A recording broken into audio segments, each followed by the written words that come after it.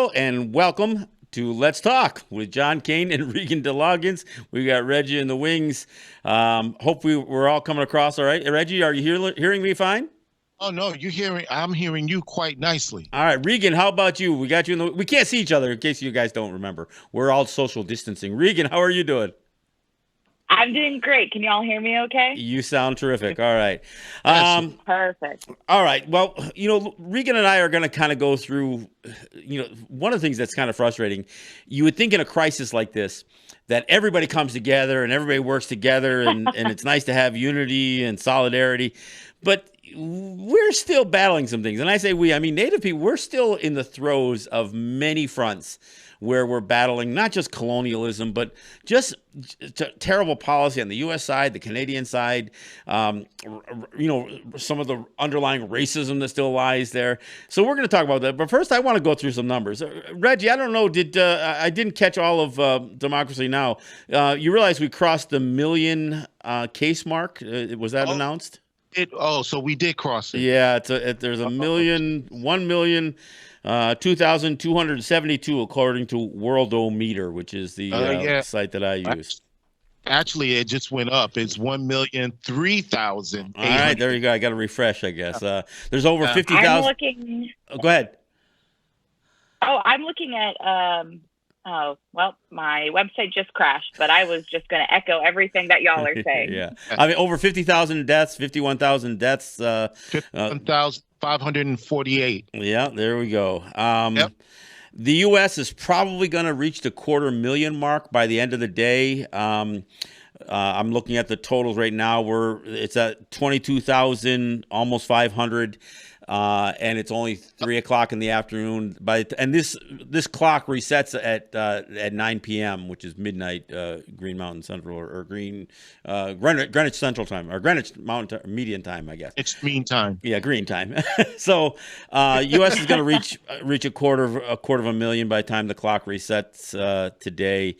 Some of the other trends I think that are worth noting, Spain is actually looking like they may overtake Italy in terms of total cases. They're only about 5,000 cases behind Italy, even though Spain is only a 46 million in population compared to Italy at 60 million. Their death totals are only about 3,000 off of what Italy is. So Europe is really in a real tough spot as well. I mean, we talk about the United States, but if you look at Europe as one group, Europe is over half the number of cases throughout the world are in Europe. Europe is actually, their numbers are terrible. Now, I'm not saying this because I think the United States has any place to brag in terms of performance in this thing, but because the numbers are pretty daunting. I mean, when I hear Donald Trump every day go on a rant about how great the United States is doing, I don't know what he's measuring against. As an individual country, which and it's not, it's the third most populated country on the planet. I get that, but as far as individual numbers, a million, it's got almost 250,000 cases. The deaths have surpassed, only Italy and Spain have more deaths than the United States. I don't know what you measure his incredible performance by, but the numbers certainly aren't supporting anything that he's saying. It's pretty scary. And I know now they're throwing big numbers out about the death, total deaths might be, 100 or 200,000 people. Honestly, I think that he's trying to inflate that number, so anything less than that makes him look like he did a great job. And I'm not suggesting the United States doesn't reach 100,000 deaths or more. I mean, it's almost too early to tell. I think that it's also important to know. I mean, first, as we said many a times, and I will just reiterate in case anyone's new out there, Trump is a moron, and we all know he's a moron. But I think that also it's important to note that the unemployment claims that were filed last week were 6.6 million. Yeah, and that got busted this week. Expected to reach 7 million. Yeah. Yeah. By the end of the week, it's supposed to hit 7 million. And those are just initial jobless claims. And as we've spoken about in previous shows, unemployment is only measured by those who file and between a specific time. Yeah, last 60 days or something like that. Yeah. Yeah. So this is just within the past week that it's the unemployment, the amount of claims for unemployment is at 6.6 million. Yeah. So I don't know by what possible metric you can say what a wonderful job the United States is. And I know there's a lot of people out there that are raving about how wonderful Andrew Cuomo is too. But you know what? What's missing in all that is that Cuomo has had a bad track record in closing hospitals in the run up to this thing. Where I live on the Cattaraugus territory of Seneca Nation, the closest hospital we had here, which was Lakeshore Hospital, has been shuttered for months, and it won't reopen. They're not going to kick that thing open, just for bed space. So we don't, as I live on a native territory, and we live in a fairly populated area in what is considered Western New York.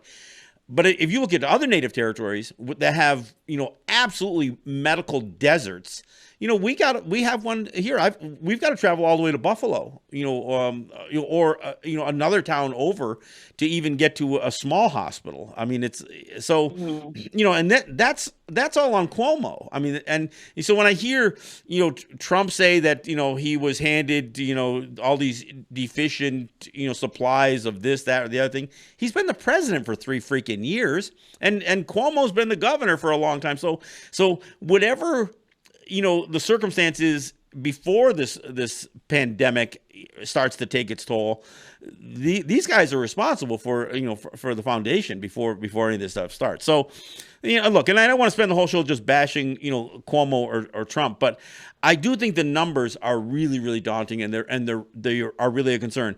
And here's the thing, one of the other things that many experts were trying to suggest was that, well, the death rate is not going to, it's going to diminish. And, Trump himself and others try to say, well, it's probably closer to 1%.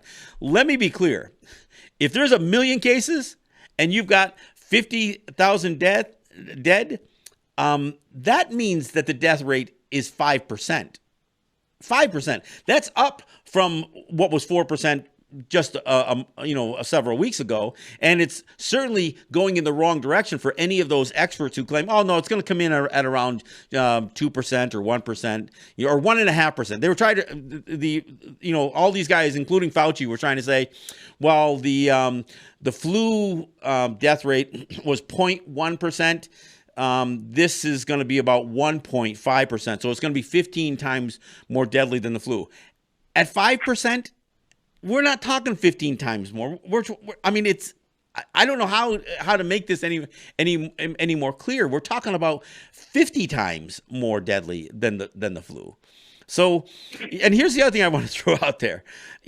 Again, testing, only a little over 1 million people in the United States have been tested. Only 1 million, and there's already at a 250,000 that have tested positive. So. At a country of 330 million, that's a small percentage. We're only talking about 0.3% of the population. And here's the other thing that concerns me: all of those people who didn't test positive, all the 80% or so that tested negative, they still can contract the disease. If you get tested today and you don't test positive, it doesn't mean tomorrow you're not gonna catch be infected. So there's a false sense of security when people say, oh well, only about 3 to 5% of those tested are testing positive. Yeah, today, but those same people tomorrow could still contract. This is really disconcerting, and I don't think either any state, New York included, or the federal government did enough early on to really, as they say, try to flatten the curve. This is gonna be pretty intense, and and again, my advice to New Yorkers is stay the F home. Do everything you can to stay home.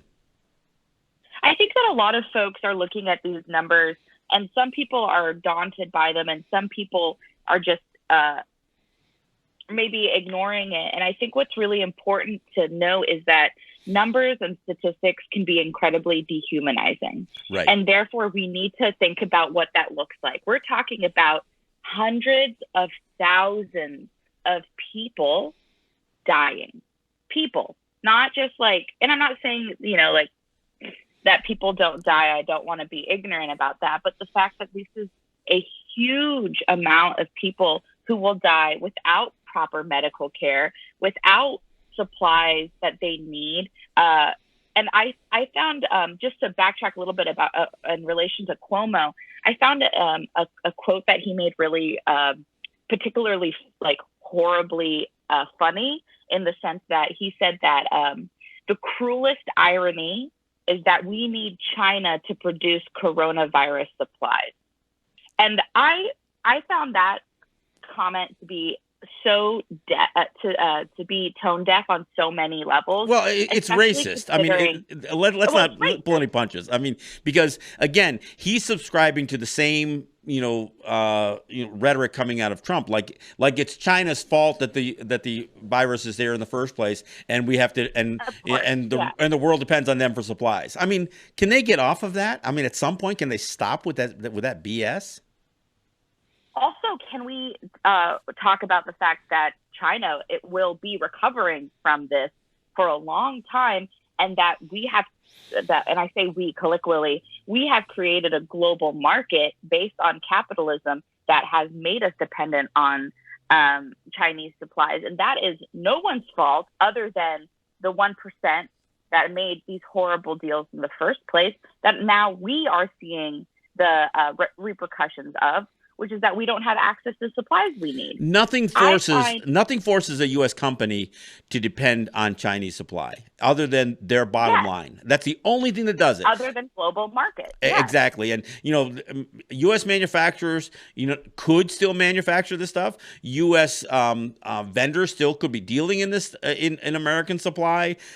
U.S. hospitals. The government themselves buys all of this stuff from China. So, when I hear anybody railing against Mexico or China or any other country and calls them, say they're stealing jobs, I'm sorry. The only ones who are depriving Americans of American jobs are the American companies who decide that they want to make more money by finding cheap labor elsewhere, or cheap regulatory, more lax environmental laws, more lax labor laws, all of these things that they can do to make more money. They don't care about the people, it's not like they're touting the job creation that they're making in other countries. That's not really what their interest is. Their interest is just making money. It's not like they're concerned about the underage children who are making a lot of these things, or concerned about the environmental runoff. It's not about that. It's all about maintaining larger profit margins. Well, you made a strong point over the last couple of weeks. If there's one thing that COVID-19 is demonstrating, is the failure of capitalism. And it just it could not be a better a way to point out the failures of capitalism, and it's demonstrated every single day. All of these supplies that are needed, they're in short supply.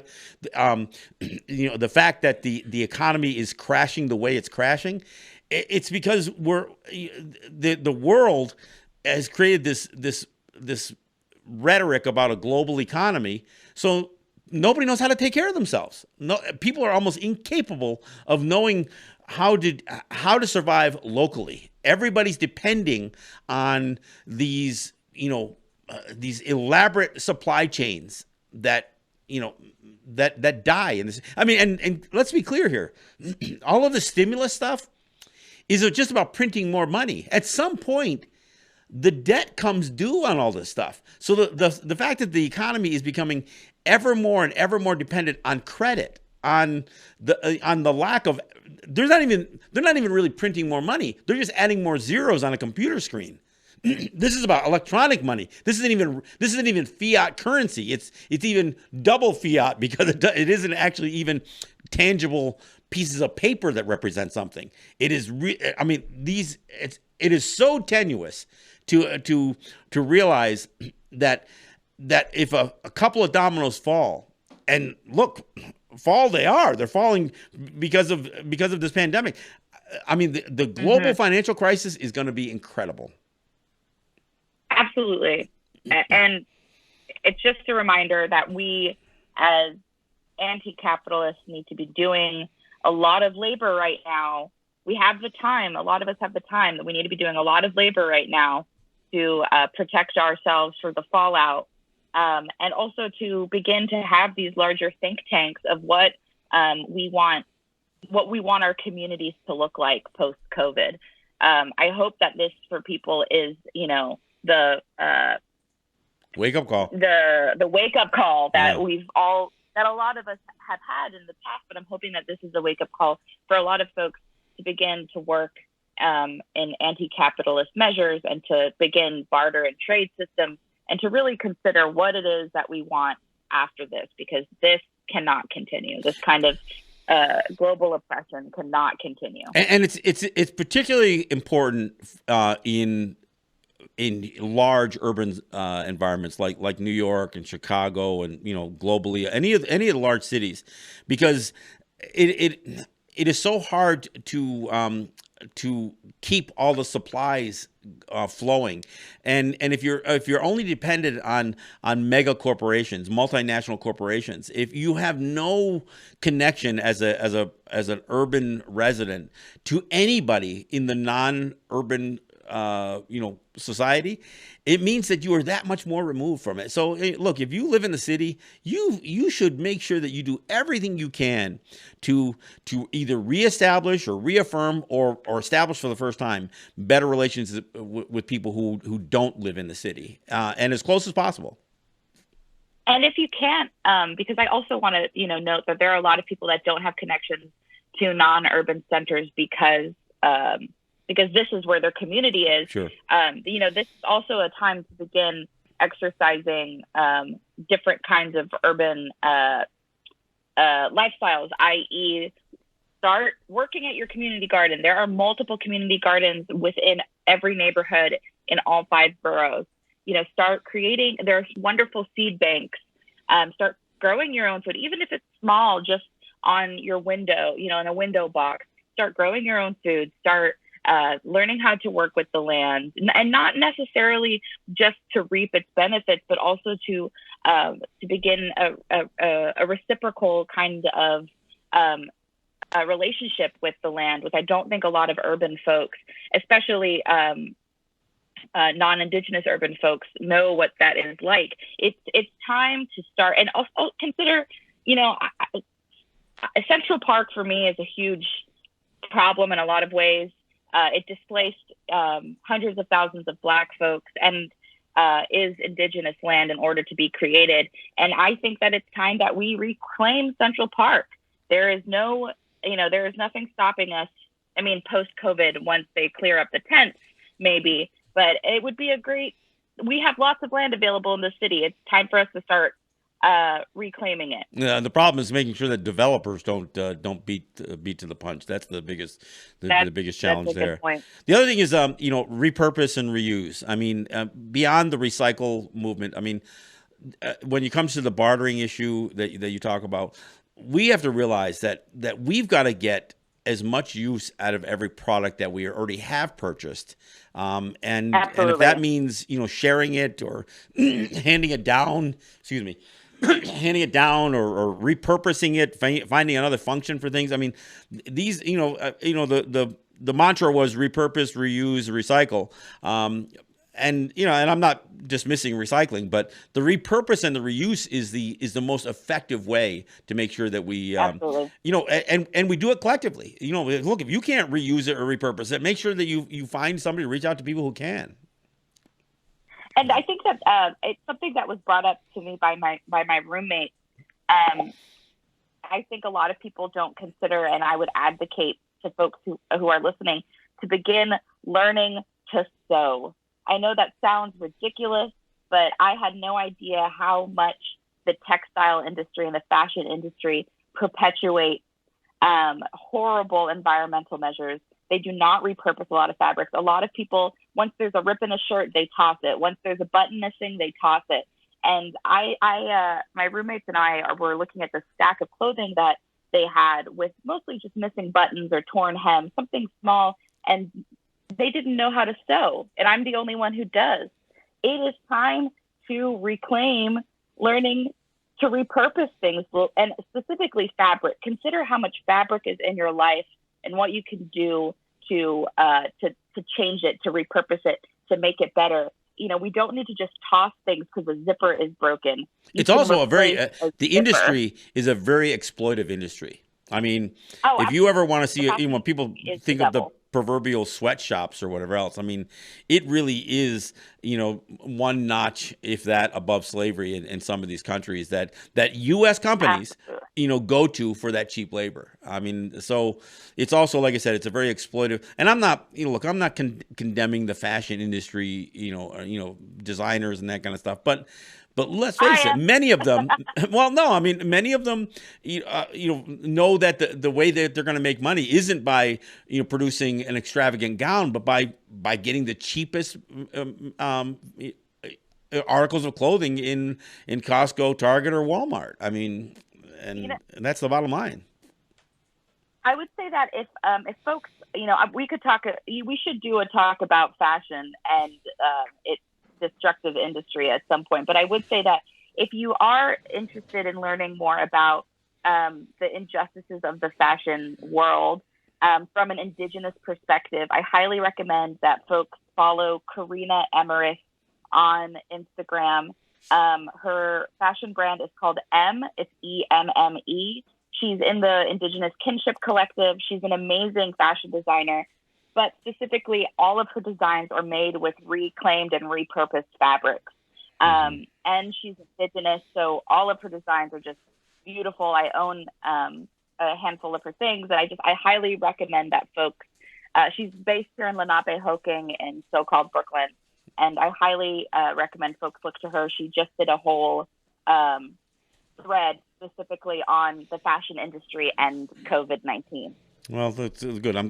Thanks for that information. That's just great.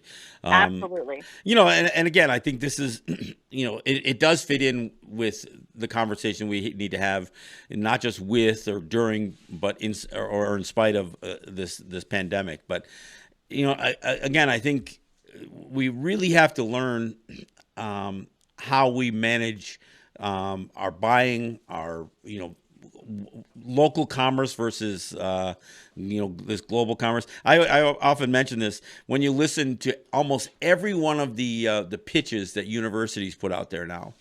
They all say the same thing: preparing our young people for the global economy.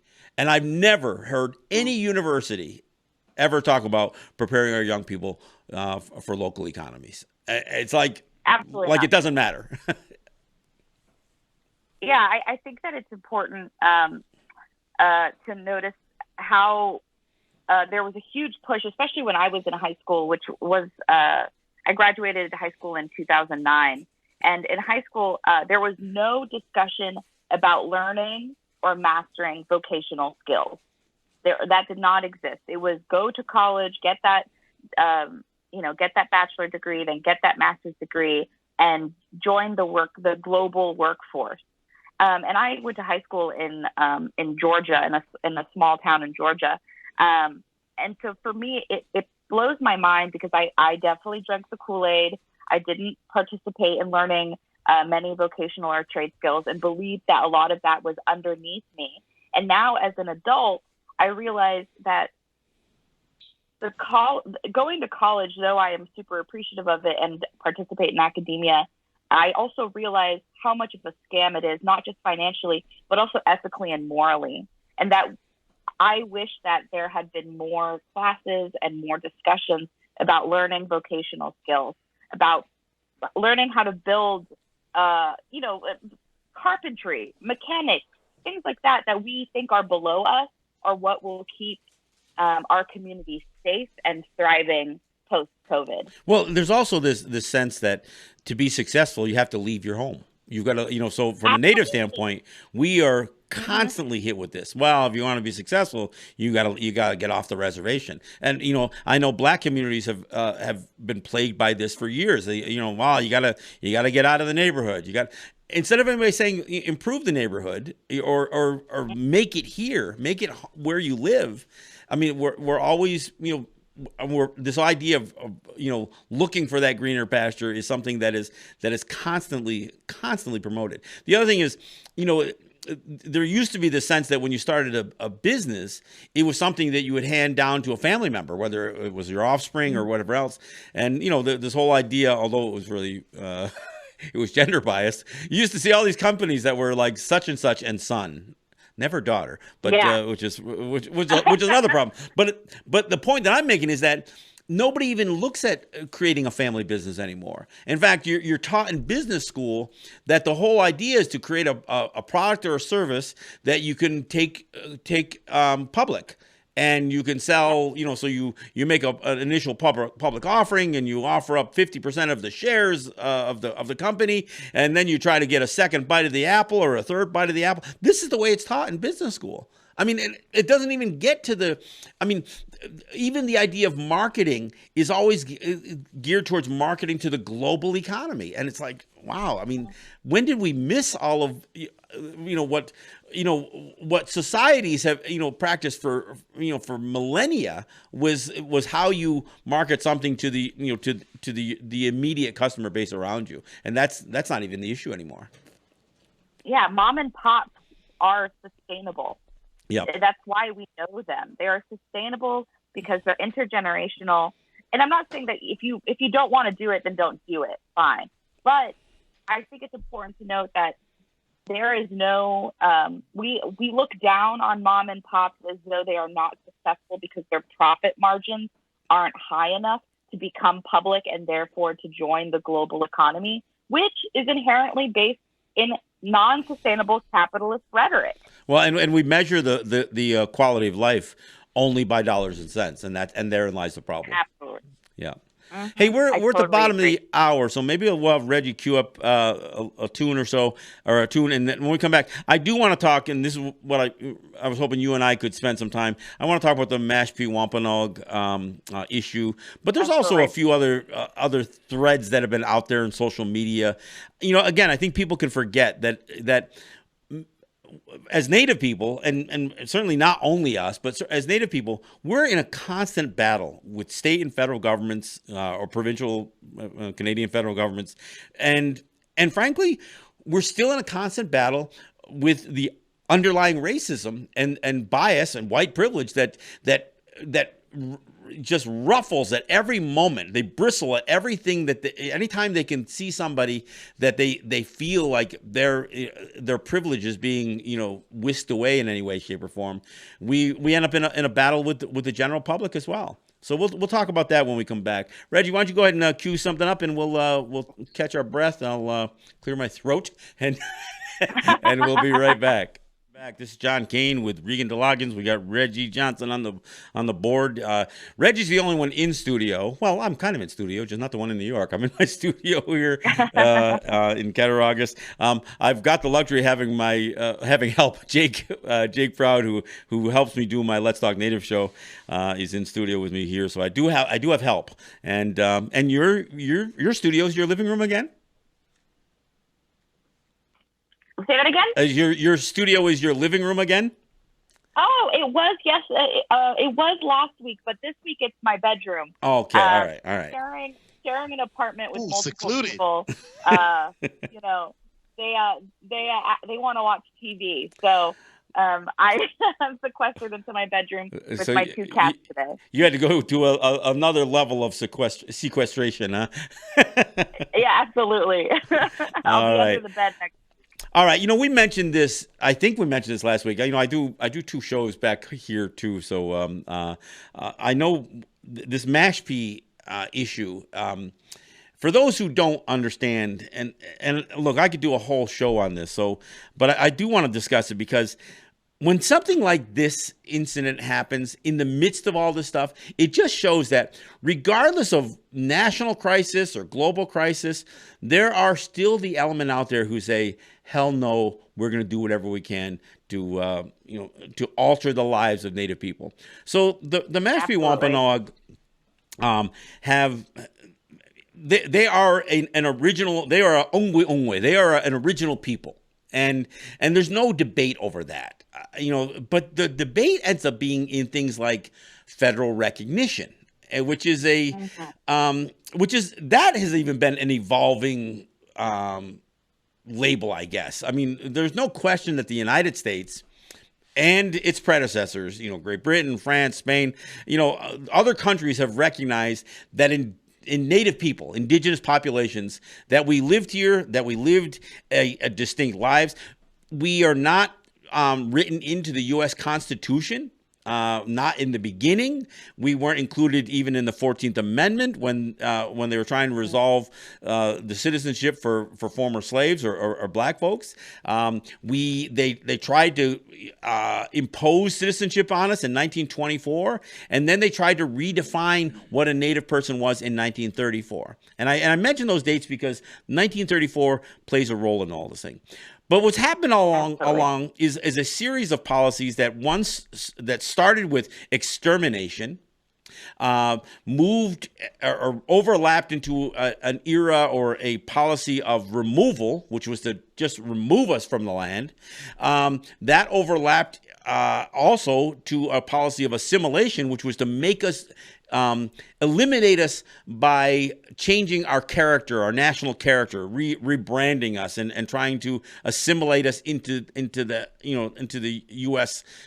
Culture or whatever culture. I mean, the same things happen globally.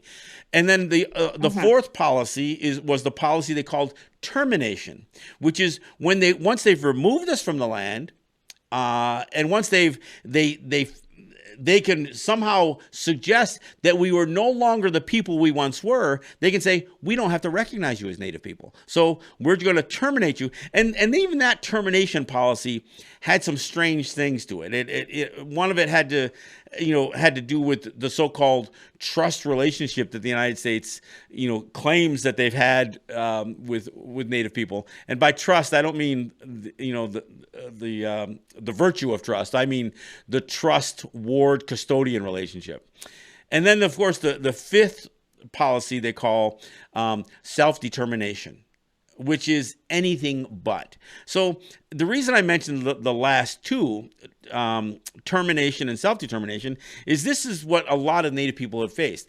And even though the termination policy was a very specific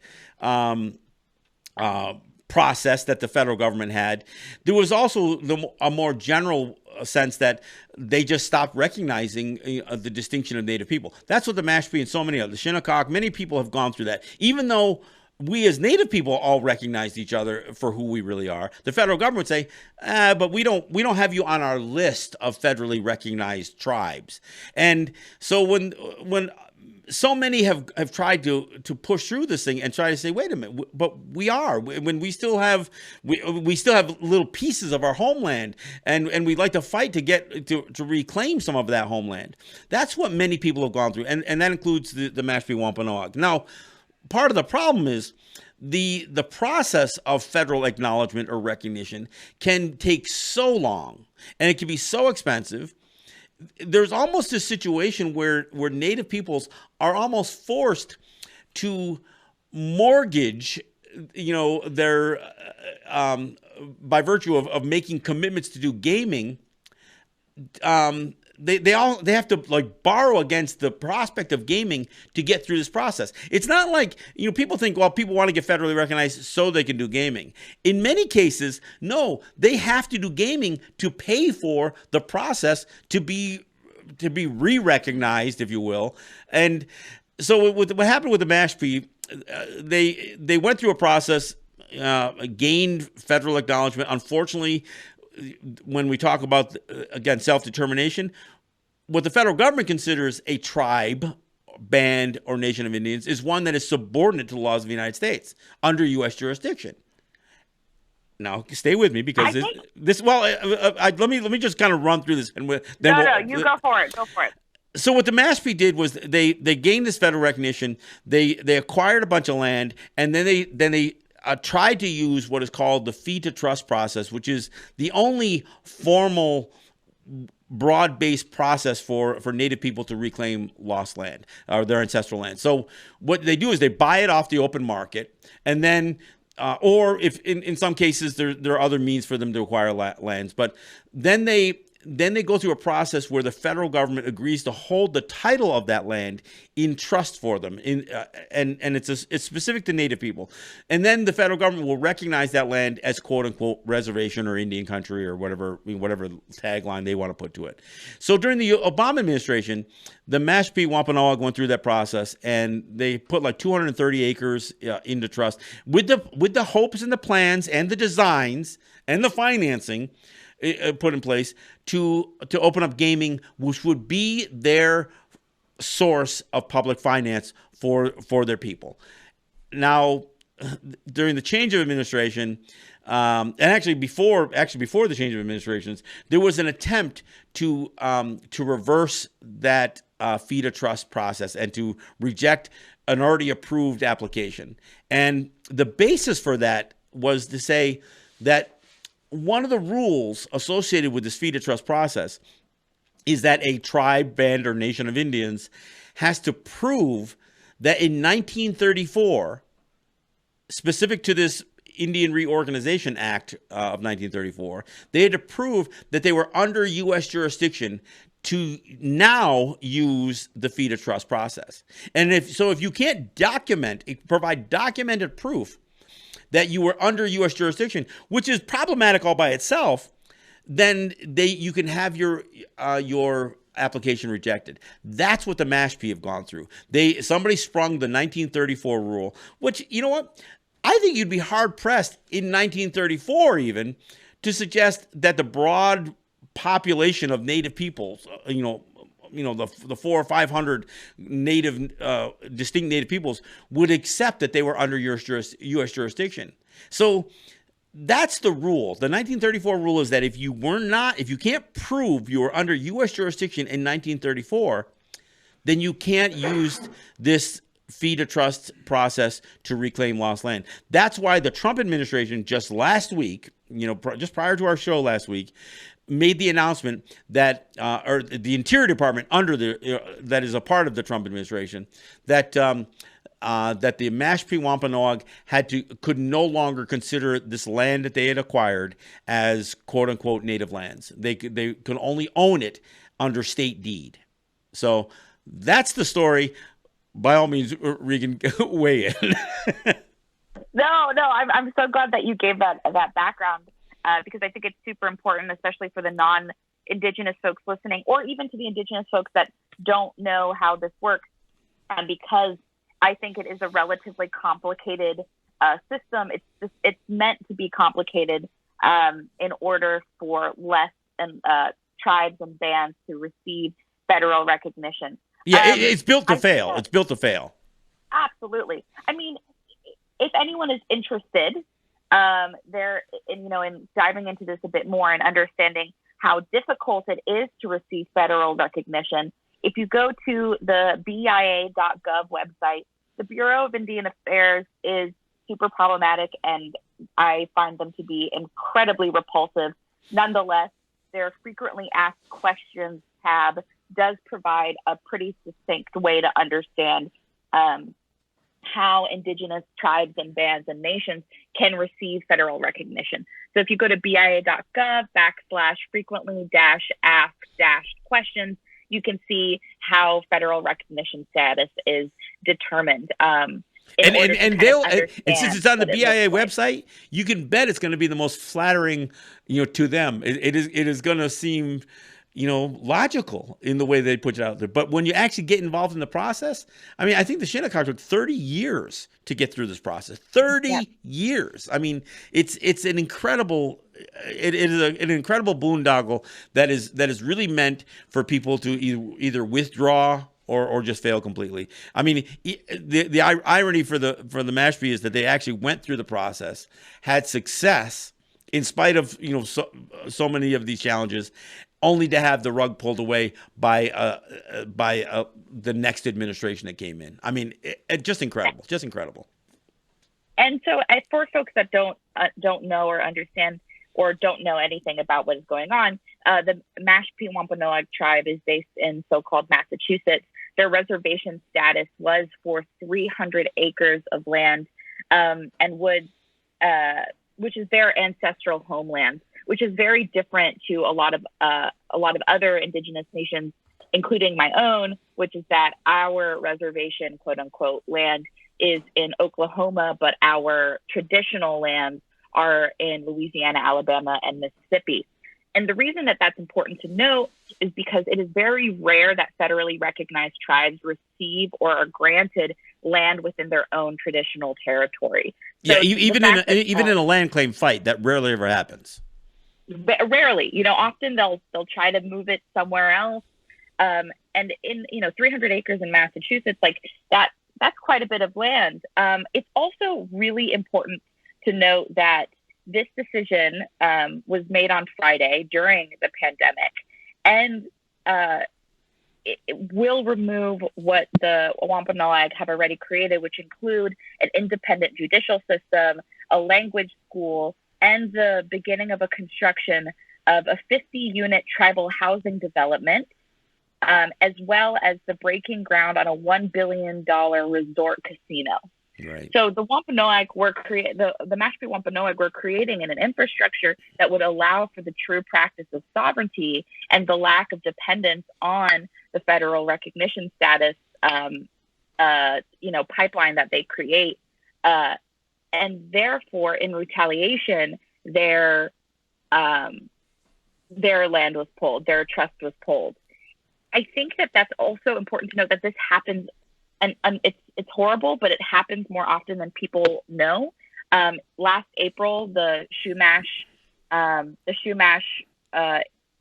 Indians, which are in California, also lost their land trust in the same way. It's strategic that you see indigenous bands, nations, and tribes begin to create an organization, and as soon as that organization becomes a threat to the federal government, that land is pulled. Right. It's also not a coincidence that the Mashpee Wampanoag are going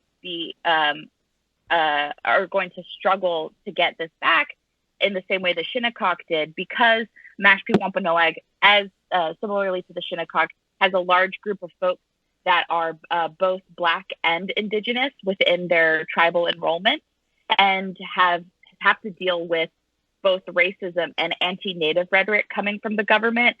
Trump himself said that the Mashpee Wampanoag did not look, quote unquote, Indian enough. They don't look Indian to me. Yeah, that's his line. Exactly. Yeah. They don't look Indian to me because a large population of Mashpee Wampanoag, as well as Shinnecock and a lot of other nations, but focusing on these in particular right now, have both Black ancestry and Indigenous ancestry. Well, and white ancestry. The race mixing went a bunch of different ways, and a lot of that race mixing was involved native people who were sold into the slave trade, and others who again assimilated. I mean, so it is a real mixed bag. I mean, and so when you hear some white guy stand up there and say, "Well, they don't look Native to me. They don't look Indian to me," I think what's got to be really stressed here is that Donald Trump, in particular, has had a history of really, really anti-Native rhetoric, inflammatory statements. He attributes his failure as a casino mogul because he says he couldn't compete. It was an unlevel playing field. His failures in Atlantic City and other places he attributes to the Pequots and to others. So this guy has had an absolute clear anti-Native tone and disposition since as a developer, not just as the president. Yes, and I just do want to emphasize how much Black Indigenous folks have to struggle under anti-Black sentiment and anti-Indigenous sentiment. And this idea of like, what do natives look like, have become, that racist rhetoric has become so ingrained that it is now affecting policy. Oh yeah, I mean, one of the things that's really absurd is even looking at our friends the Ramapo Lenape, their battle is part of their adversaries are the very white looking Lenape of Oklahoma. I mean, so you've got the white. Whiter looking Lenape that are trying to condemn the legitimacy of not only more native looking Lenape, but even some of the Lenape who may have had black race mixing. I mean, look, and you can look in any native territory and see that there's been some level of race mixing. Part of that due to the rape culture of the Europeans, and another part of it had to do with the fact that native people were enslaved right alongside African or black people. So I mean, it's also clear. Important. It's also important to know, because it's not talked about a lot, that also some of this has to do with the fact that native people also owned black slaves. That is not something that's discussed a lot, but it's really important to be discussed because we can't ignore that. Well, and that's part of the assimilation, though. I mean, and that's what, when you look at the Cherokee in particular, the whole idea that, that the white folks were trying to assimilate the native people, part of that assimilation was to practice the same practices that they did. So, I mean, absolutely. And I'm not saying that to give native slaveholders a pass, but that was part of was a part of the assimilation process. It's part of my mission as a non-Black Choctaw person to constantly advocate for my Black kin. Sure. Especially because Choctaw, Cherokee, Chickasaw, Creek, and Seminole, the reason we're called the 5 civilized tribes is because we participated in the slave economy, specifically chattel slavery and plantations. And so it's just important that as a non-Black Choctaw person that I advocate for a history that is often ignored by Indigenous folks. That a lot of the Black Indigenous people, specifically in the Southeast, are both Black and Indigenous, and deal with racism from our own nation, and that also it was tied back to the slave to chattel slavery that Indigenous folks participated in. Well, and ironically, so I just think it's really important to drive that home. And ironically, when people talk about Seminole, Seminole is not an original line of Native people in of itself. It was actually I guess an amalgamation of Creek and escaped slaves. I mean, and it was Native people who were on the run and slaves that were on the run that settled into the Everglades, into the swamp areas, and it was a combination of cultures that created an incredible fighting force that stood up to the federal government. And in fact, they argue that they are among the only Native people who successfully defended themselves. And although we could argue that they're not the only one, but they were on the East Coast, certainly the only successful Native peoples that stood up against the military might of the United States in the Seminole Wars, and yet the Seminoles themselves, by definition, are a mixed group of people who shared a common interest and who merged cultures. Absolutely, I think Seminole history is really. I mean, as I said, I'm from the South, so I have my own agenda to push, but I think it's really quite interesting to see the histories that exist, including the Seminole history, which is this resistance, this Black and Indigenous-led resistance against continued colonialism. And so it's so heartbreaking to see when that is then weaponized against folks in ways that we're seeing, like with the Mashpee Wampanoag, and that this kind of anti-Black and anti-Indigenous rhetoric is becoming policy and becoming something that Trump can use as a means to take away land trust and land rights. And again, I want to make clear there's bias that exists amongst the so-called federally recognized tribes, not just the Lenape of Oklahoma, but some of that bias also factors into all of this. Hey, I wanted to mention one other thing before we get to the top of the hour. This economic stimulus plan. Before I even get into what the native connection here is, I for years I've seen people post various memes and that kind of stuff that say, if you want to see an example of socialism, look at any native territory. And so let me be clear. The abject poverty that was created by U.S. policy that now created welfare states in amongst many native territories is not socialism.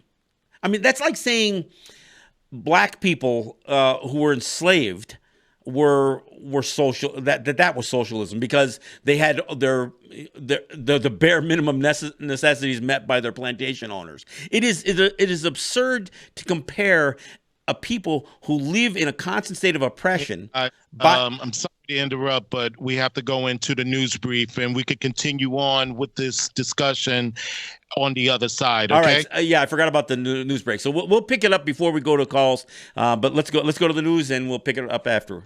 All right. Thanks for coming back. This is John Kane with Regan DeLoggins. We got Reggie running our board.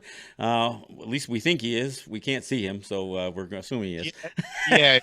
You just. I'm there, okay? You're always there. You're always there. Of a physical sense, some type of physical sense, I'm here. All right.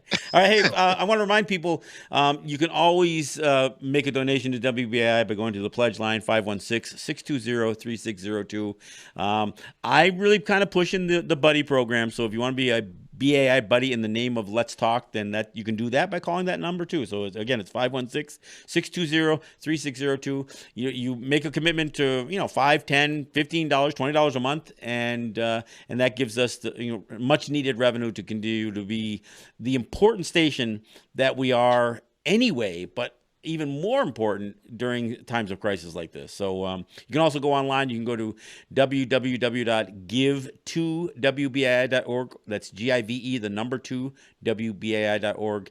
And you can follow the prompts to be a buddy, make a one-time donation, even do a donation by text. So again, if you're listening to the program, and, everybody always asks, what can I do to help things, societally? Well, this is one of them. This is kind of local. It's local economy for all intents and purposes, even though this isn't a commercial station. It's what you can do locally to help your community. So there you go. We're going to go to the phone lines shortly. I do want to finish up the conversation that we were having. You completely slipped my mind about the news break at the top of the hour, so I apologize for that. That's on me. But the number to call to join the show is 212-209-2877. That's the number to call in to be a part of Let's Talk with John and Regan. But let me finish where I was going. So there's anybody who tries to make the argument that native territories represent socialism. Again, it just drives me nuts when I hear that, because they clearly don't know what socialism is. The idea that the United States created welfare states out of many native territories, not all, but many, and then try to play this custodial role even as we do gain any financial independence through gaming or any other enterprise. That's not socialism. I mean, I'm not saying that some of our territories wouldn't operate under a more socialistic model. I mean, we don't tax our people for the most part on our territories. We create, some, unique, and oftentimes it's gaming, or sometimes it's gaming, ways of doing public finance. Other places, other territories are totally dependent because of the circumstance that the United States created. But it is anything but socialism. So I wanted to put that out there. You have a situation where many native territories are completely dependent on federal financing, federal funding. Now, but that's not charity. That's some of that federal funding is required, and frankly is a debt that's owed because of land cessions and that kind of stuff. So I want to say that. Now, having said that, part of the thing that was bogging down some of the stimulus package, and although as a Native person, I'm not trying to, posture myself to be in the line for a check from Donald Trump or the federal government or anything else. But I know some native territories are in desperate need, and even some of the ones who were carving out some independence through gaming, or they're all shut down too. So, but one of the things was that there were people on the right, in the White House specifically, and including Mark Meadows, the congressman slash chief of staff, that were absolutely adamant that they did not want any dollars going to native peoples as a part of this economic stimulus, unless they just did it as Americans. They didn't want any going to native territories, even though the health needs, the education needs, so many other needs were obviously going to be overrun by this thing. A few Democrats stepped up and pressed the issue, and so when there was a carve out of a couple of $1 billion to native territories, so not only do you have the racism that came out of Washington and out of the White House in particular, but then when people tried to go through and measure what the stimulus package was, I saw a couple of people, one woman in particular, who went on a racist rant on social media, calling down the fact that $2 billion was being attributed to native programs in general, and in the most general way, and went on to say that if you do the math, that's $3,000 per Indian, which makes the $1,200 that good Americans are getting paltry by comparison. And then, of course, once somebody puts that out there, it just starts this whole barrage of just hate speech and conflict in social media. So, and the reason I bring this up on the tail end of talking about the Mashpee Wampanoag issue is that, the United States creates a situation where many native territories exist in abject poverty, and then just absolutely wants to fail, especially this administration. This administration in particular wants to fail at upholding any responsibility they have for what American history has created in these native communities. And and of course, there's no shortage of racist white folk to get in there and jump on on this diatribe about about native people just being lazy and on welfare, and somehow making the argument that native people are getting something that they are not. And and again, it's a picture of white privilege. I don't know if you want to add on to this before we go to calls, but I just wanted to throw that out there, Regan. What's your thoughts? Hello, Regan. Did we lose Regan? There. Oh, hello. Okay. Can you hear me? Yep. How are we doing? My radio cut. I started speaking and then my Skype cut out for a second. All right. Okay. So what I feel is so people may know this person. She's known as the Kent State Gun Girl or something. She's just an abhorrent racist and white privileged moron. And once you sent me the link, I watched the video, which I wanted to watch it because I wanted to see what she said about Indigenous folks. And not only is it so horribly racist, but she wears a native costume. Yeah, she mocks us even if she's doing it. Yeah. Yeah, she wears a native costume that you can get at Party City. And so I went onto her Instagram to do a little diving, and she has dressed as an Indigenous person for Halloween. And she says that she's dressing as Elizabeth Warren, and makes jokes and lights out of it. She wears war paint, or what she has determined as war paint, obviously. And it's just in general a racist. So not only is everything she's saying wrong, just generally wrong, factually incorrect, considering how little Indigenous folks see from government support in the first place. Yeah. But she's just dressing as a native person.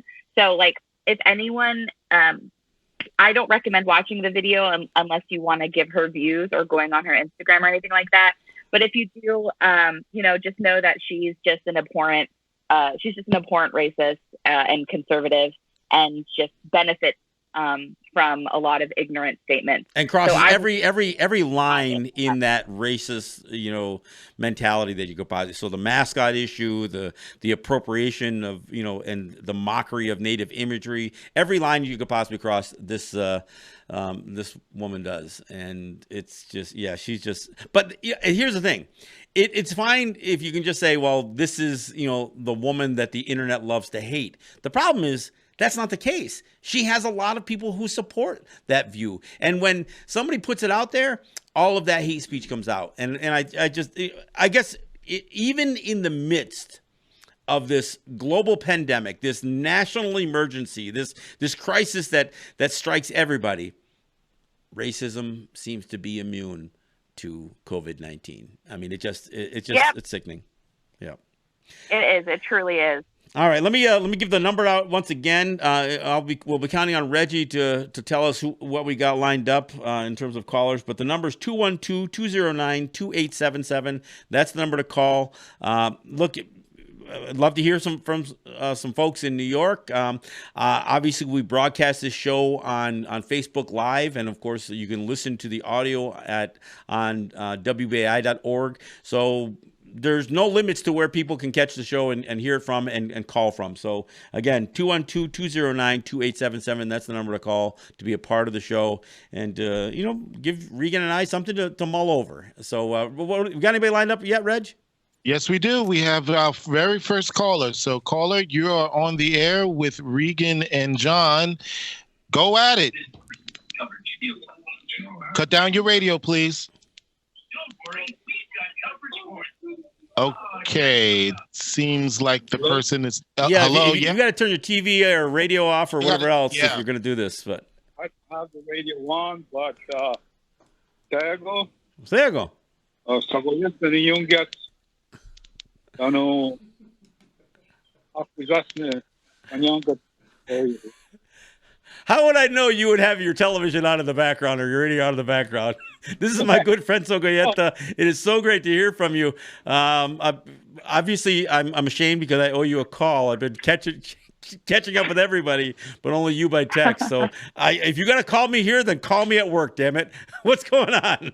I was going to call your cell phone number, but you seem to put it aside there because I sent you a message. Also. I'm actually using my cell phone to do this. So.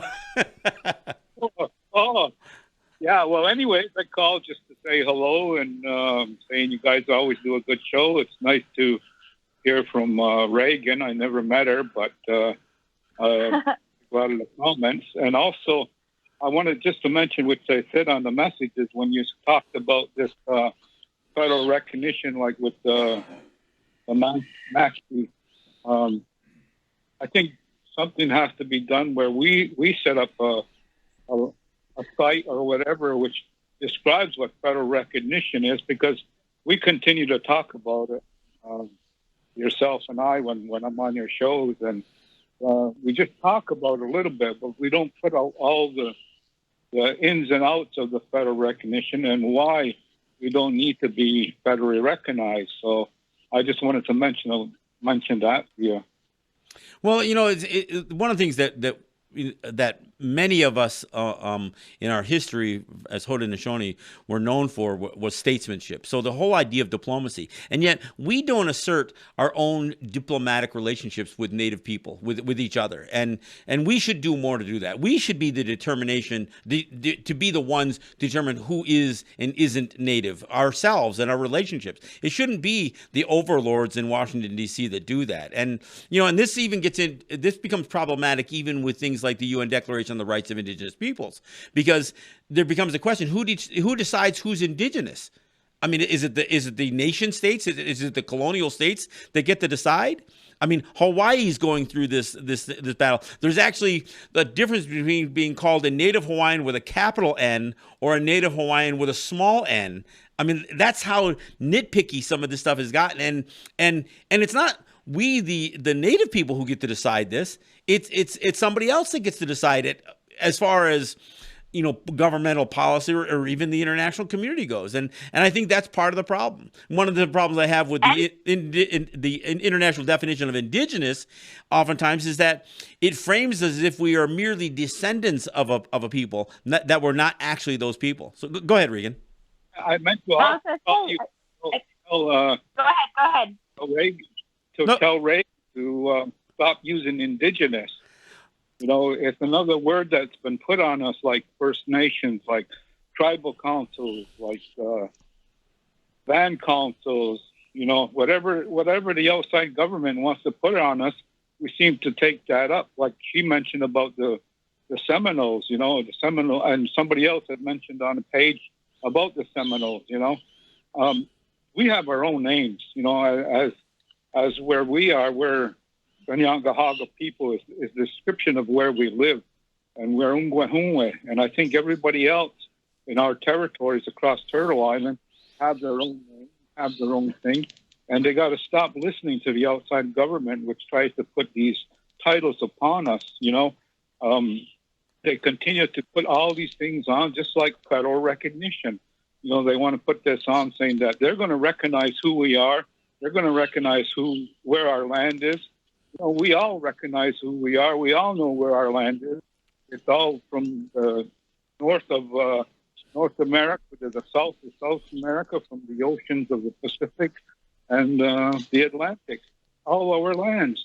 And we need to start doing that. We need to stop listening to the federal government to say, well, you're a recognized tribe, and they don't even know the description of what a tribe is. So there's a lot of different things, but I just wanted to mention the short stuff. I didn't really want to keep on too long because you probably got a lot of callers online. So, but I'd like to hear what Regan has to say since I cut her off. Yeah. No, you're fine. What I wanted to say is that I think that federal recognition, just like tribal enrollment, a lot of it is just predetermined by what the federal government has determined as what is quote unquote Indian enough.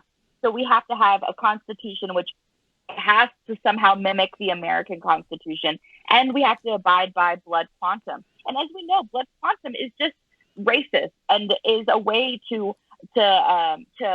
weed out our indigeneity as a means to lower our population. So it's not like blood quantum is used to in any way to uplift or benefit our communities. It's weaponized against us so that certain people can be de-enrolled, lineages can be destroyed, and specifically in my tribe, that land allotments can be taken away from our people based on blood quantum. And it's worse. It's even worse in Canada. Yeah. I don't even know. I don't even know how it works up there. But of course, it's going to be racist. And if in any way, if it's in any way managed by the federal government, then we know that it's not with our best interest in mind to see our communities survive and thrive, but in fact to monitor in order to continue to deplete not just population but land rights. Well, and one thing I do want to address, with Sogoyeta's comments is, look, we do this show and it's in English, and the problem is that the English language doesn't necessarily serve us in the most politically correct means. So when we use words like you use the word tribe more than I do. I don't. That's a word that I avoid. Now, and I don't condemn you for it, but I also feel like, I've always got to recharacterize what a word means. So if I use the word indigenous, I got to be clear that I'm not using the definitions that the federal government or the international community has used. Words like sovereignty, even that has become problematic to me, because sovereignty isn't about freedom; it's about power and control. So there are certain words that I have used in the past that even now I'm trying to put aside and no longer pick up. But the problem is we're always going to be faced with a bit of a challenge. So even as I identify myself as Gunya Gahaga, I know that to the vast public, especially to my New York audience, I got to explain that know us as Mohawks. That's not our word, because Mohawks in New York City is kind of a big deal. There's a pretty big history there. But when I explain what our word is, so when I say our word is Ungwe Ungwe as opposed to any other word, indigenous or whatever else, I still have to sometimes explain what only means so people understand what I'm talking about. So, look, I can't apologize for the fact that we're speaking English on the radio in New York City, but I oftentimes feel like I've got to take an extra step when I use a word to make sure that people understand that I'm not subscribing to the to some of the politically incorrect nature of that terminology. Yeah, I agree. I think that it's definitely something within Indigenous communities that we discuss, is that moving away from using terminologies like Indigenous, like Native, like Indian, like tribe, like band, all of those. And I, when I'm with my kin, we know the languages to use and we know how to discuss, Choctaw. We're not Choctaw, we're Choctaw. It's different, but when I'm talking on, to non-Indigenous folks, or even when I'm speaking to non-Choctaw folks, we have to use certain English language words that are in fact barriers to us. And I think I want to get to the next caller, but Another really good example is that we use the term two-spirit within the Indigenous queer community to identify us as non-binary folks. But even that, that's still not within our language. It's not the perfect word. It's not the perfect phrase. And there's so much of that. So and again, I know a lot of Native peoples they have the word Indian embedded into the name of their political group, and so it is problematic. So, but anyway, but I do appreciate what Sogieta was offering in his commentary, absolutely. though. All right, do we have another caller lined up, Reggie? Yes, we do. All right, let's go ahead and go for it. All right, let's go for it. You're on the air with Regan and John for Let's Talk. So, caller, go for it. Good afternoon, gang. How are you? Fine, thank you. It's good to hear you. The way things are going now, and everyone's from their home, communicating and all.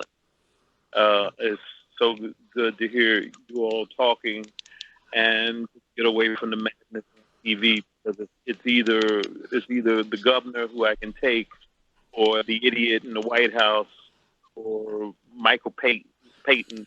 His name is Pete losing to John Wayne against Hondo. So it's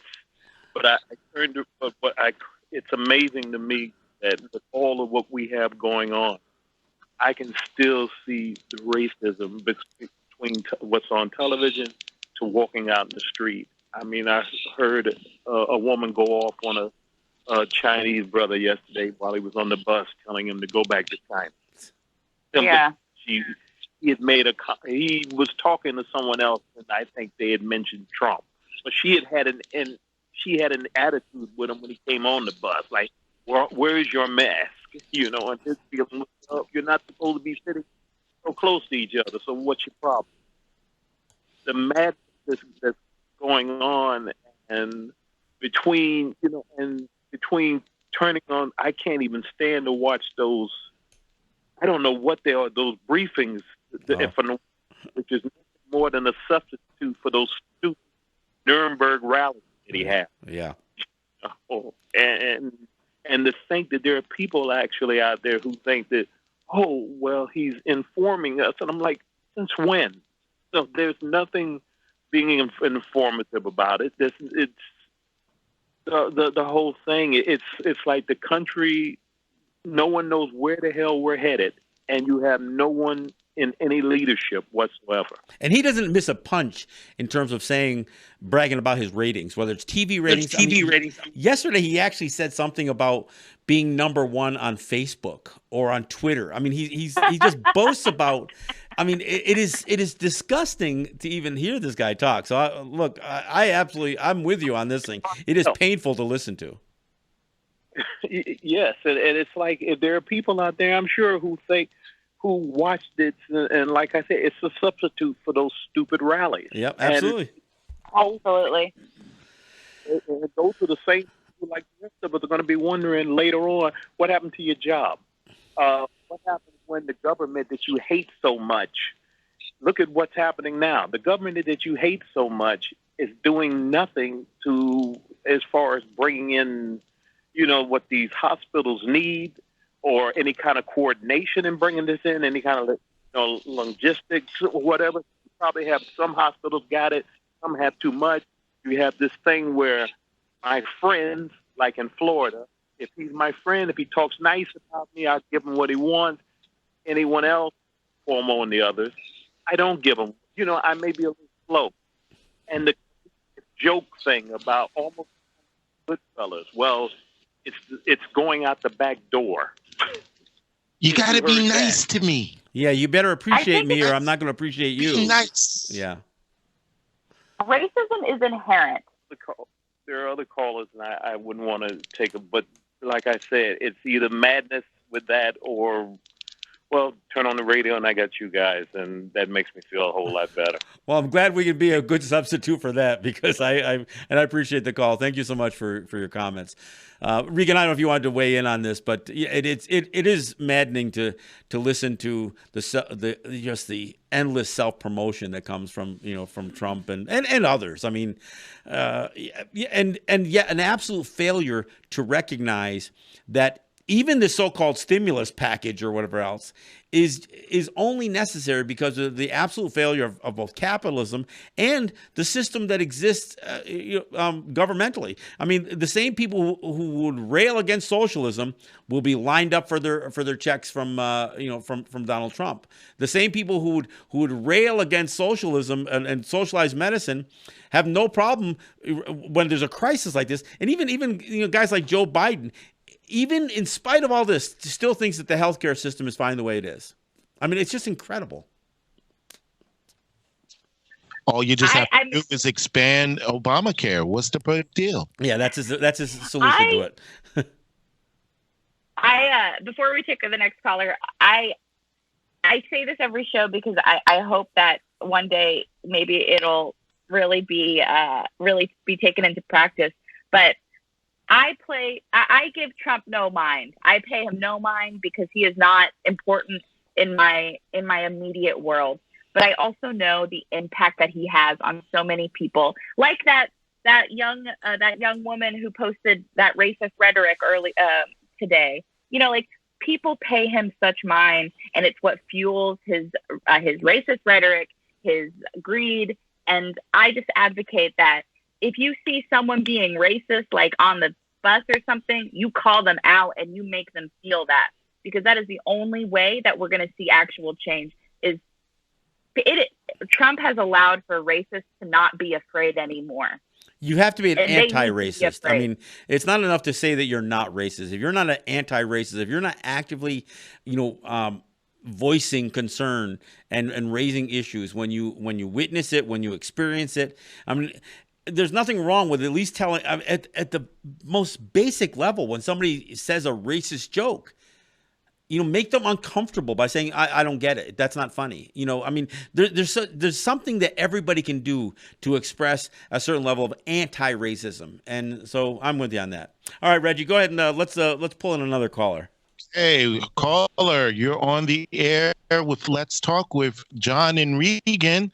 Go for it. Hi, my name is Bobby. I'm calling from Flushing. Here in Flushing, we are undergoing a lot of gentrification.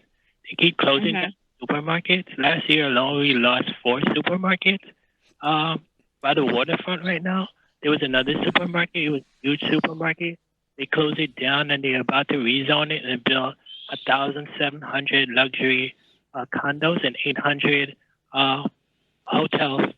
Right now, the only full-service supermarket we have here in downtown Flushing was closed today because of the virus.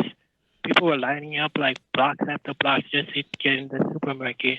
And this is what displacement causes here all over the city when they just start building and building.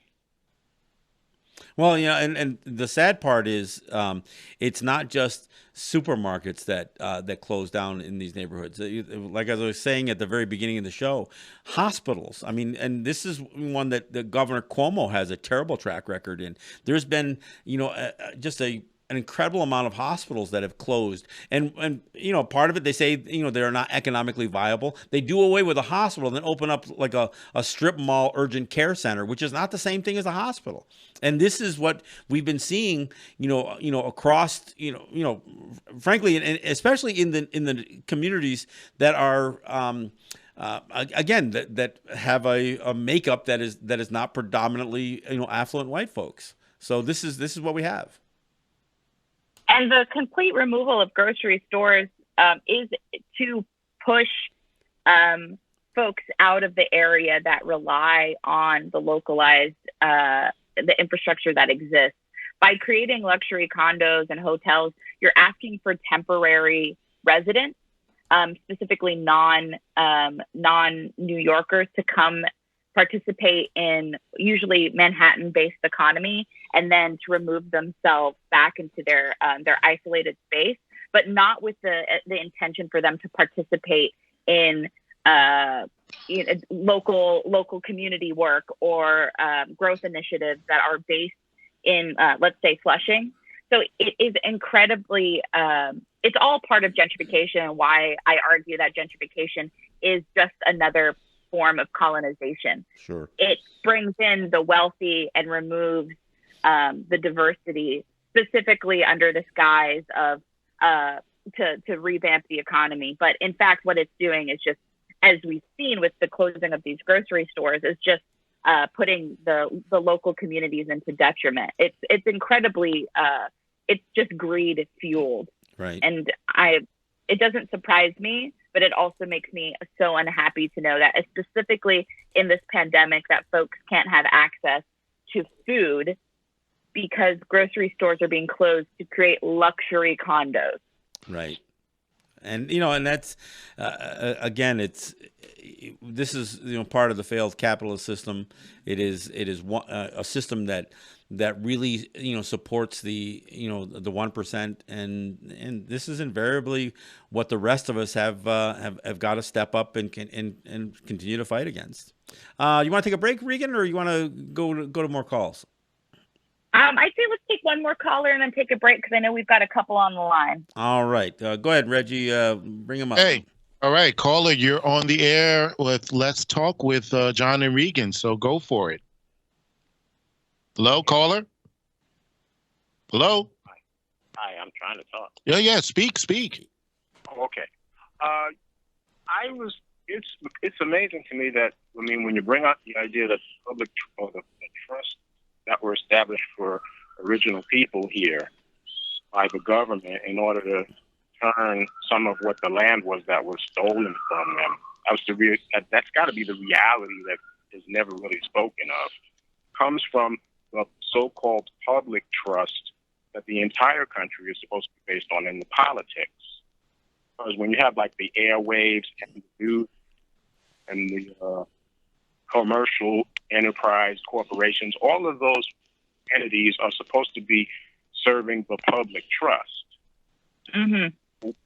But the problem is when people talk about the trust relationship with the between Native people and the United States, they mean trust not as a virtue, but as like trusteeship. Like right. We are somehow incapable of managing our own affairs, so we need to have a custodian. That's going to like we are minors, and we need to have a custodian. A chaperone or something like that, a caretaker. So the trusteeship it's more based on the trusteeship issue than it is on trust as a virtue. I'm thinking of the trusteeship relationship as the actual. People who are the so-called wards are supposed to take over the trust.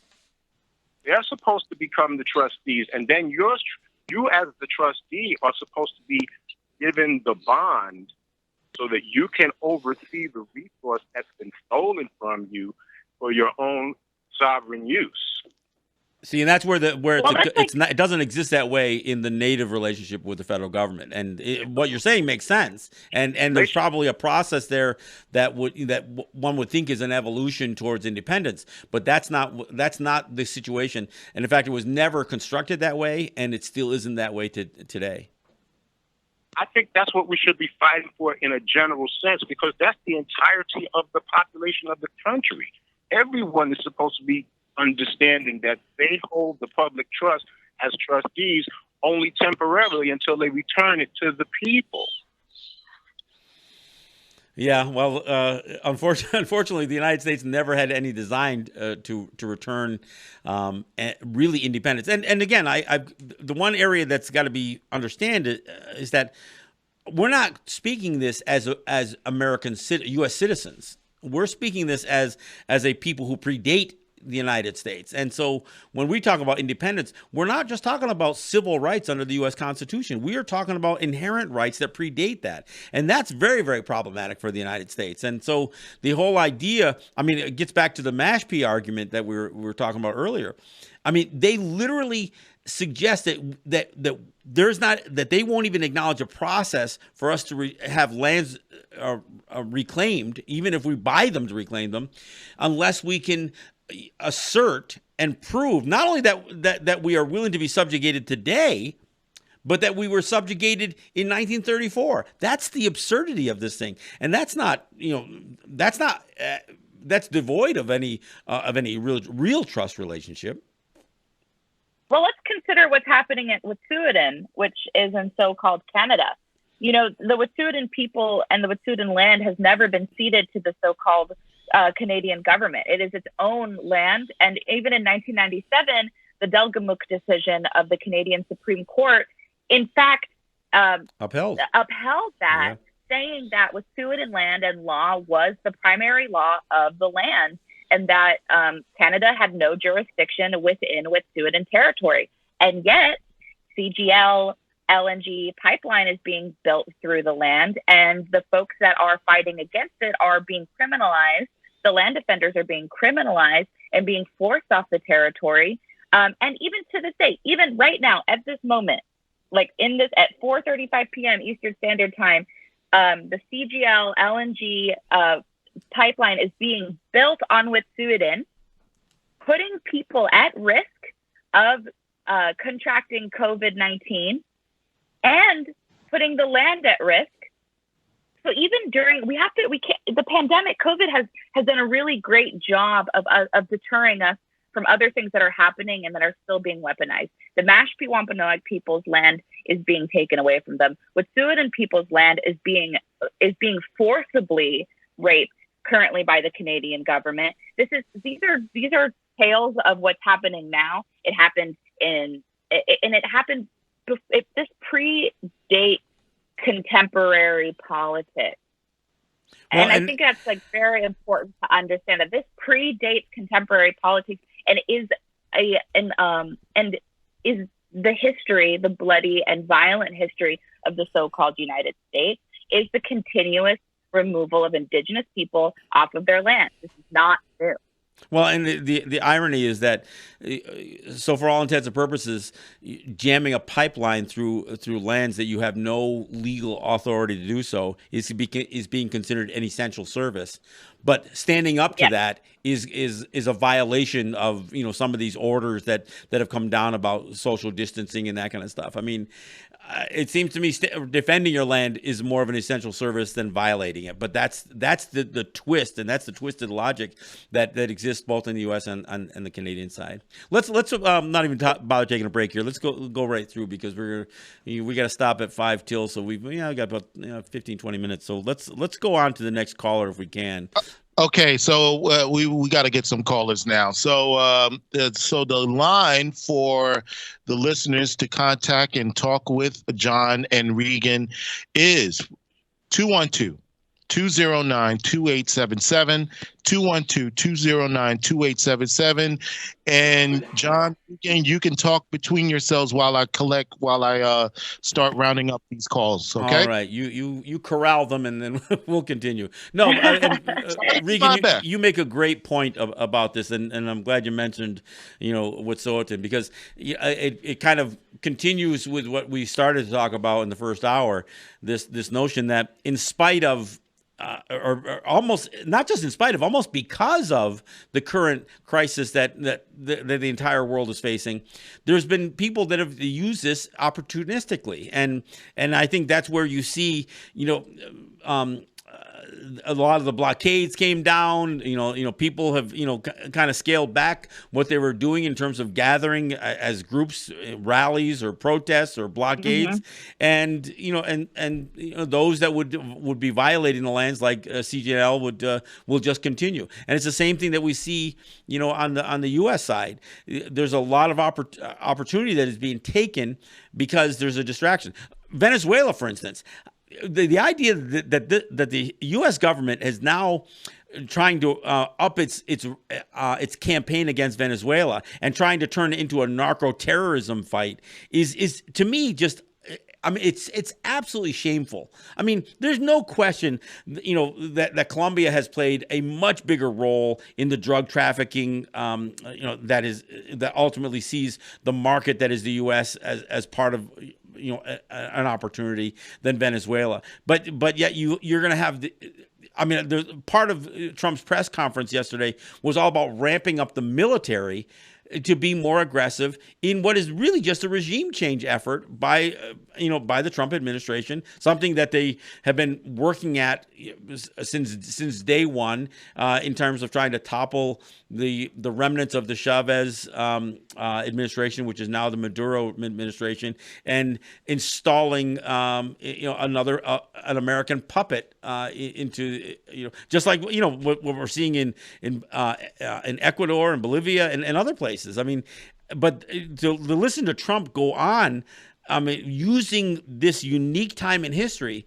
to launch a military aggression against Venezuela is just incredible to me. All right, well, let's grab another caller because it seems that we have a couple. Reggie, go ahead and put one on for us, please. All right, no problem. Okay, caller, you're on the air with Let's Talk with John and Regan. Okay, you're up next. Go for it. Hi, this is George from New Jersey. How are you guys? Hey, George, how you doing? Hey, how are you doing? All right, great show. I never knew that the Seminoles fought with slaves to a great effect. I sounds like what we should all be doing now instead of going after the white man. But let's get back to what's really important. John, you're just touching base now with this coronavirus that just happened to come out of Chinese, lab area with the rat cover, with the rats and the bats that cover their, this is a biological terror weapon, folks, tamping down mankind. The 1% is taking over. Oh, you think it isn't, right? It's a big joke, huh? Hello? Yeah, I guess we the phone call is kind of breaking up, but look, I'm not going to get into the whole debate or conspiracy about this being a weaponized virus. I know there's a lot of unknown questions, and the whole idea that this whether this started in these wet markets. It's turning out there's significant evidence that there was already human to human transmission of this even before they tried to nail it down to these wet markets that I've talked about.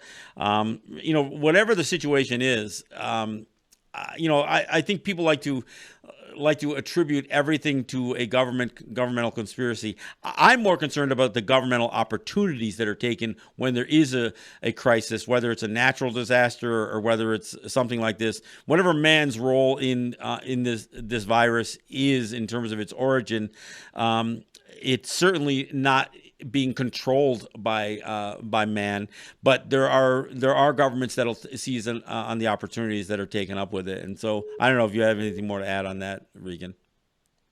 I mean, whether it's a government created disease in order to subjugate people or not is irrelevant in the sense that it is being weaponized to subjugate people. So whether for me, I don't see the evidence, but I'm one to question authority at all times and where information is coming from. But what my general disposition and consideration is that whether it was weaponized or not is irrelevant because it's being weaponized now. Right. And again, I think it is fair to be critical and questioning. I think Native people and people who are historically oppressed have every right to be the most skeptical and cynical when it comes to the information that they're being fed. It's funny because there are those that will beat up Trump for ignoring his intelligence gathering forces on Russian meddling and all kinds of other stuff. But that same intelligence force is the one that are trying to justify these attacks on Venezuela. So I don't know. I'm as skeptical as the next. But being skeptical and questioning is one thing.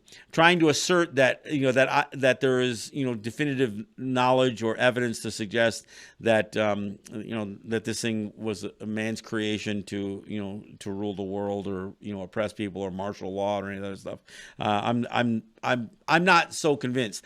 But I'm with you, Regan. I think that there's opportunities that are taken when there's crisis like this. So even if it wasn't created as a weapon, it becomes weaponized societally anyway. And when you tie any of the effects of this to some of the underlying racism ends up capitalizing on this kind of thing, and there's a direct connection to white supremacy, the 1%, and racism. So I don't know. Let's try to get a couple more callers in before we run out of time. Reggie, what do we got? Okay, we got 3 more callers, and caller, you're up next with Let's Talk with John and Regan, and go for it. Good afternoon, praises, John and Regan. I'm calling just to have you speak a bit about using names for professional sports like the Redskins, because I can speak a little bit about it only because I was born in Washington, D.C. Can you hear me clearly? Yeah, you're a little quiet, but so be as loud as you can. Yeah, you can speak up a little bit. Okay. Yeah, I was calling about the Redskins, their name, and I just wanted to just have a quick point or an idea that the town there was very black for a time. And so the Redskins give the community a sense of pride because most of the players are black. And the picture, the icon, has a lot of melanin. And so even though the owners and the other administrators are not of color. And so I wanted to let you know that it was a positive, not a negative. Well, I'm going to have to beg to disagree with you on that.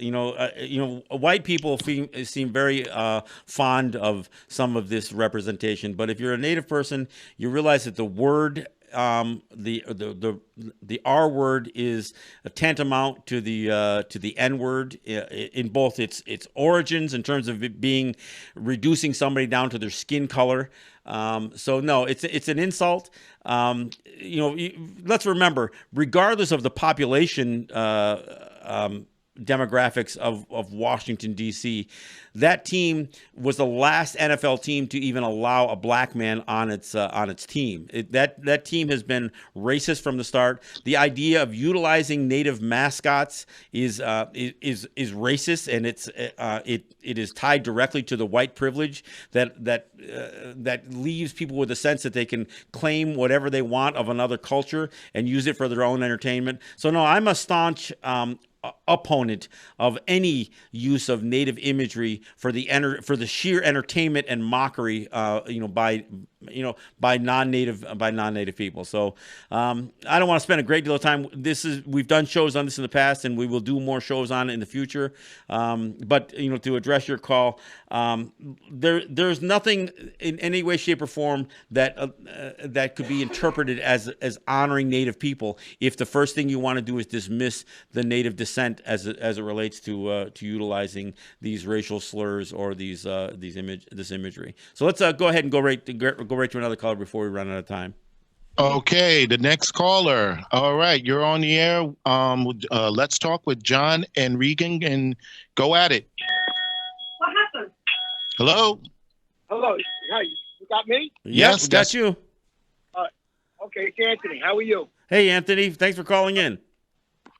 You guys are great. My first thing to say is, growing up, I'm a first-generation American. My parents were immigrants. My father was not even, it was undocumented. They called it illegal in the 50s. And I wanted to say positive things on growing up.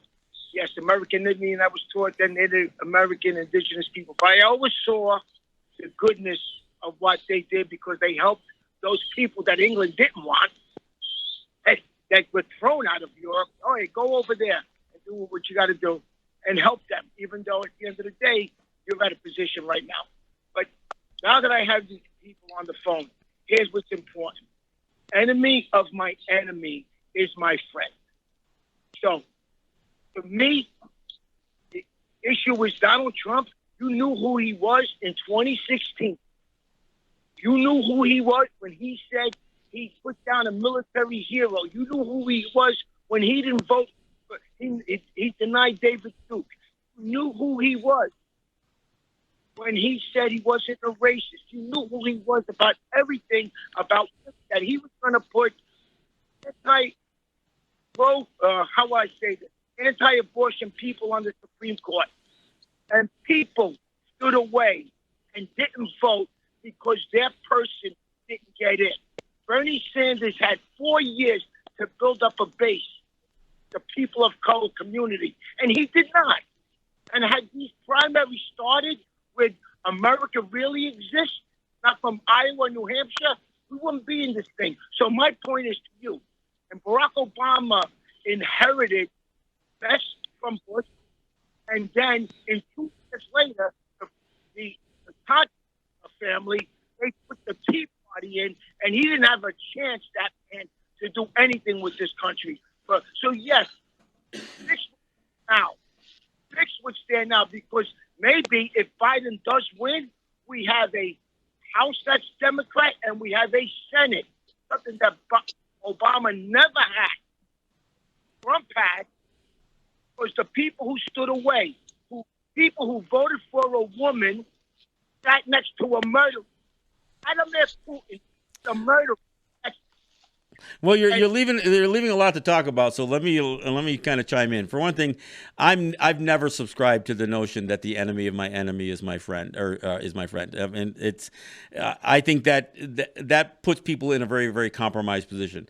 I want to address, actually Barack Obama did have the House and the Senate for the first 2 years of his first term, and then there was a landslide where the Republicans, took control of Congress. But so I got to put that into its proper perspective. Look, the system is not a very good system. The system is skewed towards the Republicans. If you look at how many Republican presidents there have been in the last 20 years, it's definitely tipped towards the Republicans. And part of it is because you have a disproportionate amount of electoral college votes that go to rural southern states and states with a lower population that generally are more Republican by nature. You have states, the same thing, where you have every state has 2 senators regardless of their population size. So states like New York or California have no more Senate pull than Oklahoma or Mississippi. So this is part of the unbalance that exists in the U.S. system. The Democrats, frankly, are piss poor at organizing and standing for something or standing against the race-based conservatism that exists on the right, and that's why the Democrats lost the last election against a terrible candidate in Donald Trump. And whether they put together a candidate, whether it's Biden or whomever, and in all likelihood will be Biden as their Democratic nominee, there's a good chance that they'll lose to Donald Trump again, in spite of how bad an office holder he is. And of course the other thing is, even if Biden wins, there's a good chance that you look at most of the things that he represents, he's like Republican light anyway. I mean, so I don't know. He's going to maintain the same thing. Well, and I would argue that Barack Obama, I mean, one of the things that I heard on people say, including Native people, said, if Trump gets reelected, I'm going to move to Canada.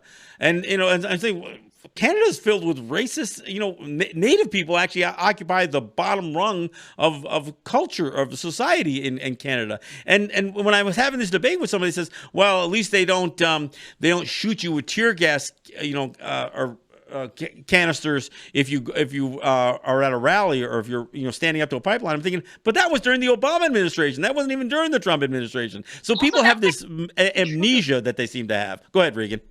Well, that's also untrue, because if we look at what happened with Ceded, the RCMP had snipers ready and was told to shoot to kill and to sterilize the site. Right. And people have been run over by Canadian citizens at some of these blockades as well. I also think that we need to a couple things that need to be clarified. First, Canada is racist.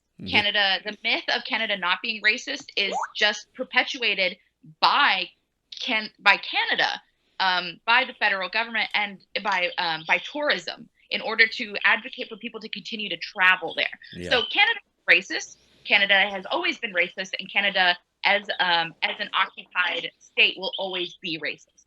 So, and also we need to talk about the amount of privilege that comes out of someone's mouth to say that if someone loses, I will have the ability to go somewhere else. Yeah. That is based in privilege, that you have the ability, the finances, and the support to travel, which most people don't. Yeah. And also another thing that we need to talk about is the consistent, the people constantly putting down the southern states as being as if we are unable to organize and be radical. The South has disproportionately been post-Civil War. The Reconstruction was meant to keep the South under economic rule from the Union North, and it maintained horrible racist strategies that were pushed upon it. And we can't forget that the South has some of the most amazing pockets of radical, anti-fascist, anti-colonial underground movements, and is often just pushed aside because of bigots. Mm-hmm. And yes, there is bigotry in the South, but there is bigotry in New York City. Sure. We cannot erase these things. And if people put more time, if campaign, I don't believe in the system anyway. I don't support it. But if people put more effort and money and support into educating folks in the South and campaigning and understanding the actual issues that exist there, then we would have a huge turnaround. For example, Regan, I'm sorry to cut you off, but we're just about out of time. So I want to make sure we adequately say goodbye. Reggie, thank you for handling us there in New York. No, Regan, we'll see you back here next week. And thanks, folks, for listening. Yahweh.